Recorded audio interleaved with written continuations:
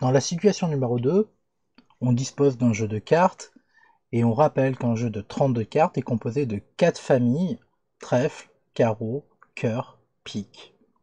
D'ailleurs, habituellement, on ne parle pas de famille, mais on parle de couleur.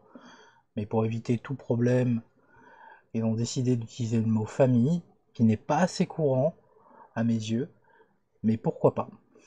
C'est pour éviter que l'élève confonde couleur avec rouge et noir.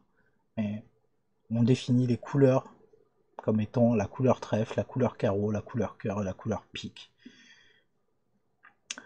Et habituellement, c'est défini comme ceci dans beaucoup d'autres brevets.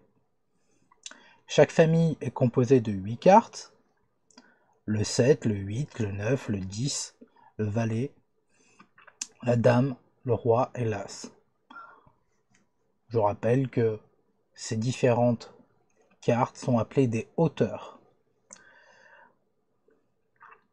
L'expérience aléatoire consiste à tirer une carte au hasard dans ce jeu de 32 cartes. La première question est quelle est la probabilité d'obtenir un 8 de pique, et la seconde question est quelle est la probabilité d'obtenir un roi ou un cœur. Évidemment, il faut bien voir que là aussi, comme dans la situation 1, il est proposé de faire aucune justification, autrement dit, aucune justification n'est attendue, et par conséquent, on pourrait carrément voir sur la copie ce genre de choses. L'élève pourrait répondre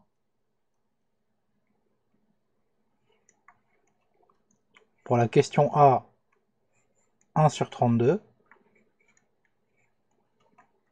et pour la question B il pourrait répondre 11 sur 32. Bien sûr, ceci est de façon intuitive, c'est une réponse qui par ailleurs pour le 11 sur 32 mériterait beaucoup d'explications, mais si vous avez ces deux résultats en tête, on pourrait accepter la réponse écrite sous cette forme-là. Il est évident que si on avait demandé des explications, ce genre de réponse n'aurait pas suffi. Par ailleurs, je pense que beaucoup d'élèves ont eu envie de répondre à la réponse B, 12 32e et non pas 11 32e.